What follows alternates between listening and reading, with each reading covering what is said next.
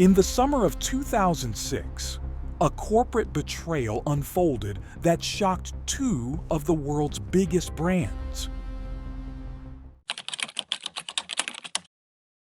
At the heart of it all was a woman working quietly inside one of America's most powerful corporations. She had access to Coca-Cola's most secret files. She worked just outside the offices of the company's top executives.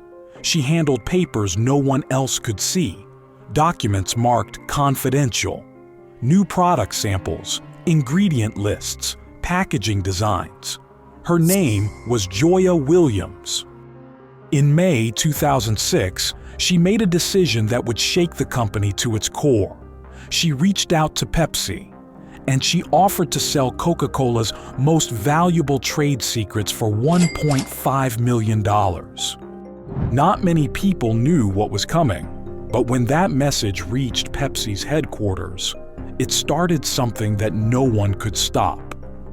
This is the story of one of the boldest corporate betrayals in U.S. history.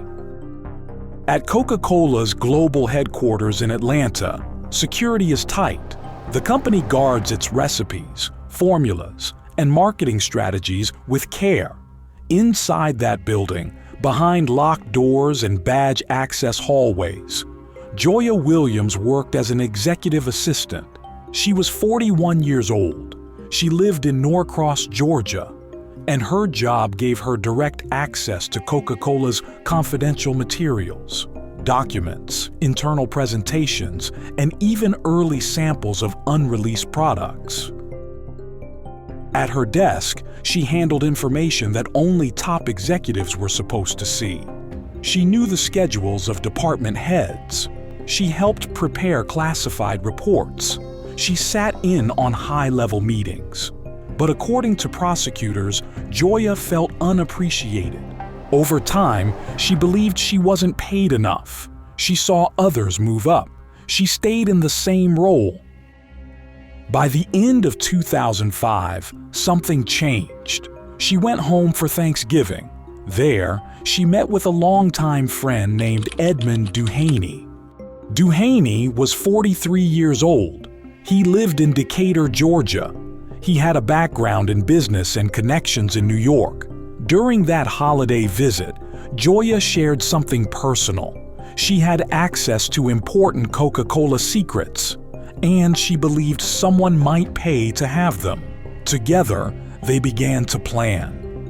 In early May of 2006, they brought in a third person. His name was Ibrahim Dimson. He was 30 years old and lived in the Bronx in New York City. He had experience in promotion and business. In the plan, he would be the one to contact the buyer. He used an alias called Dirk, and he prepared a letter. The letter was sent in an actual Coca-Cola envelope. It was addressed to Pepsi's headquarters in New York. Inside, it claimed to offer access to Coca-Cola's most guarded trade secrets. When Pepsi received the letter, their executives read it carefully. It was unusual, direct, bold, and specific. The envelope was authentic. It had Coca-Cola's markings.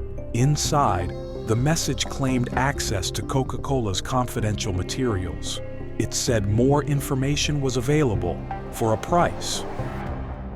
Pepsi's legal team reviewed the materials. After a short internal discussion, they made a decision. They would not respond to the offer. Instead, they contacted Coca-Cola, and they alerted the FBI. When the FBI got involved, they launched a full investigation. Their goal: confirm the threat, identify the people behind it, and catch them in the act. They decided to go undercover. An FBI agent was assigned to pose as a Pepsi executive. He used a fake identity and secure communication channels. He reached out to Dirk and acted as if he was interested in the deal. The response came quickly. Dirk began sending sample materials, proof that he had access to real Coca-Cola documents. The first delivery included 14 pages. These weren't public records. They were marked classified confidential. They contained details about product formulas, internal test results, and future marketing plans. The documents were real. The FBI reviewed them with Coca-Cola's legal department. They confirmed that the information had come from inside the company. Someone had taken them from corporate files in Atlanta, someone with access. As the undercover talks continued, Dirk raised the stakes. He sent an email to the FBI agent posing as the Pepsi buyer. The message read, "I must see some type of seriousness on their part. I have information that's all classified and extremely confidential. I can even provide actual products that no eye has seen." He asked for $10,000 up front as a sign of good faith, and he offered to provide a sample of a new Coca-Cola product in a sealed container. The price for that sample? $75,000. To the FBI, this was clear. The suspects were serious. They had stolen corporate secrets. They were willing to exchange them for cash, and they were ready to meet in person. The trap was set. It was just another Friday at the busiest airport in the United States. But for the FBI, June 16, 2006, was the day the sting would go live. The location, Hartsfield-Jackson International Airport. The mission, intercept a live handoff of stolen corporate property. The target, Ibrahim Dimson, also known as Dirk.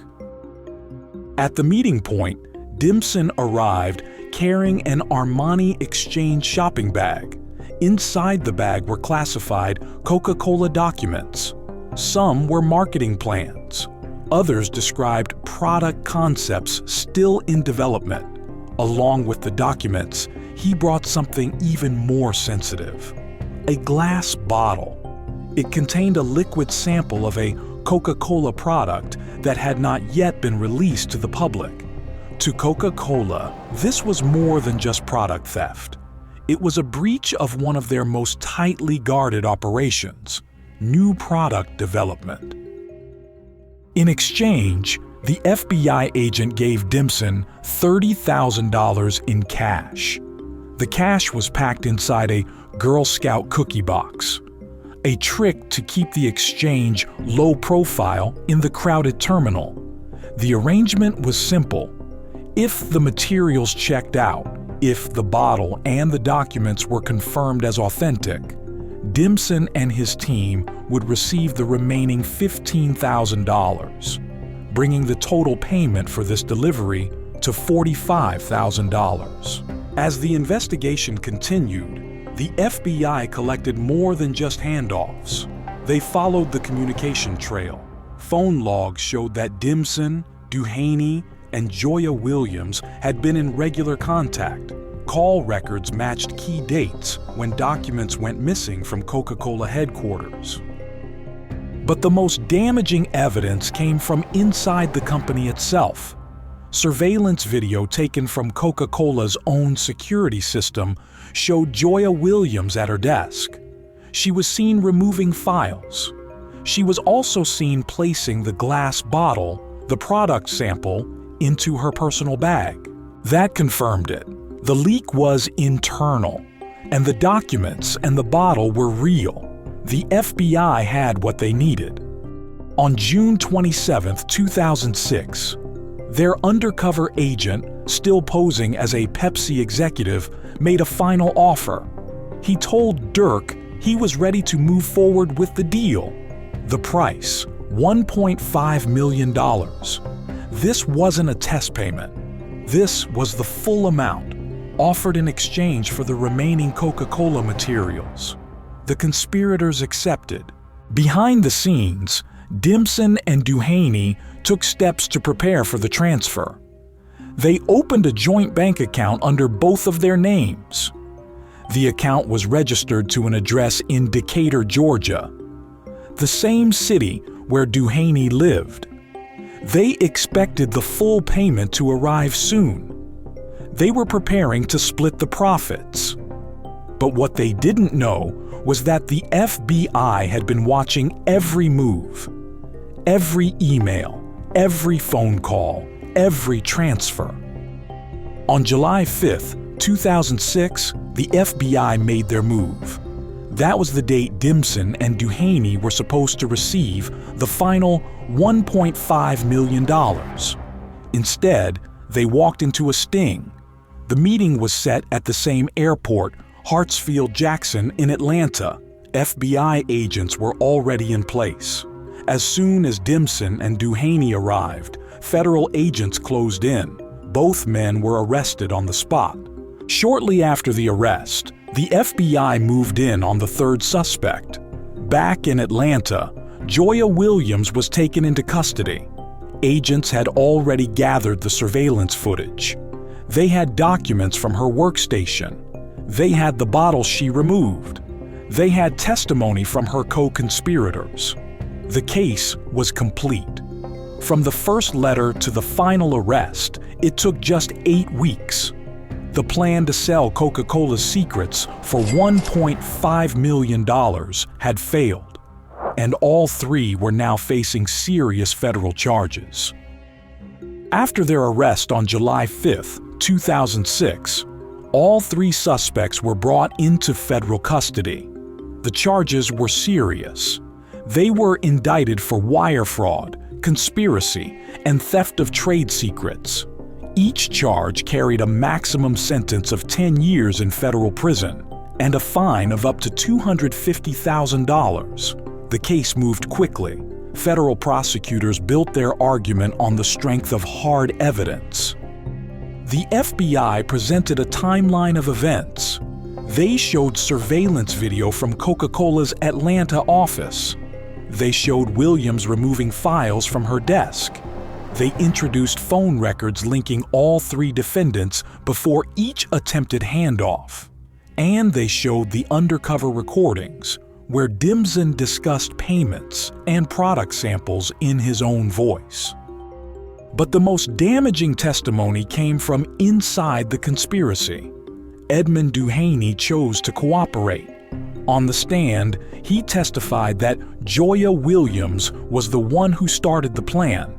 He said she approached him during Thanksgiving in 2005 and told him she had access to confidential Coca-Cola information. She supplied the documents. She supplied the product samples. And she told him they could sell the materials for profit.